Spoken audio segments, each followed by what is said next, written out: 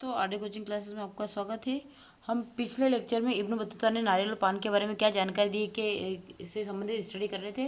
तो नारियल ये पेड़ स्वरूप से सबसे अनोखे तथा प्रकृति में सबसे आश्चर्यजनक वृक्षों में से एक है। ये सर्वथा खजूर के वृक्ष जैसे दिखते हैं और नारियल के वृक्ष का फल मानव सिर से मेल खाता है, क्योंकि इसमें भी दो आंखें तथा एक मुख है और अंदर का भाग हरा होने पर मस्तिष्क जैसा दिखता है। इसका रेशा बालों जैसा दिखाई देता है। और अगर पान की बात करें तो पान एक ऐसा वृक्ष है जिसे अंगूर लता की तरह ही उगाया जाता है। इसे प्रयोग करने की विधि यह है कि इसे खाने के पहले सुपारी ली जाती है।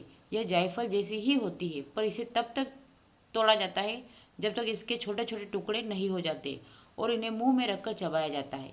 इसके बाद पान की पत्तियों के साथ इन्हें चबाया जाता है। एक और क्वेश्चन है, इब्न बतूता ने बाजार का वर्णन किस प्रकार किया? तो इब्न बतूता के वृत्तांत से ऐसा प्रतीत होता है कि अधिकांश शहरों में भीड़ भाड़ वाली सड़कें तथा चमक दमक वाले रंगीन बाजार थे, जो विविध प्रकार की वस्तुओं से भरे रहते थे। इब्न बतूता दिल्ली को एक बड़ा शहर, विशाल आबादी वाला तथा भारत में सबसे बड़ा बताता है।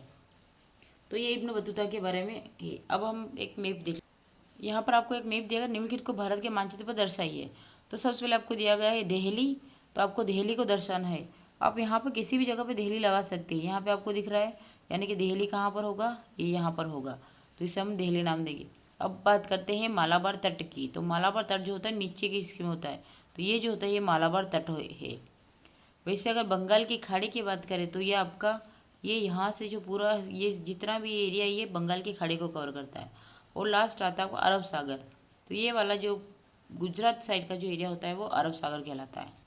एक क्वेश्चन बनता है, उल्मा कौन थे? तो उल्मा इस्लाम धर्म के ज्ञाता थे। इस परिपाटी के संरक्षक होने के नाते वे इस्लाम धर्म से संबंधित धार्मिक, कानूनी और अध्यापन संबंधी जिम्मेदारी निभाते थे। इसलिए उल्मा क्या है? उल्मा इस्लाम धर्म के ज्ञाता थे और इस परिपाटी के संरक्षक होने के नाते वे इस्लाम धर्म से संबंधित धार्मिक, कानूनी और अध्यापन संबंधी जिम्मेदारी निभाते थे।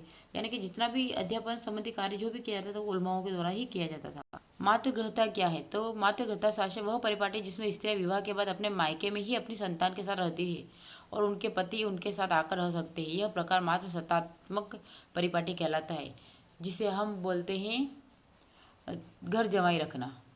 नेक्स्ट क्वेश्चन है, खालसा पंथ पर टिप्पणी लिखिए। खालसा पंथ की स्थापना गुरु गोविंद सिंह जी ने 1699 को वैशाखी वाले दिन आनंदपुर साहिब में की थी। इस दिन उन्होंने सर्वप्रथम 5 प्यारों को अमृतपान करवाकर खालसा बनाया तथा तत्पश्चात उन 5 प्यारों के हाथों में से स्वयं भी अमृतपान किया। सदगुरु गोविंद सिंह ने खालसा महिमा में खालसा को काल पुरख की फौज पद से नवाजा है।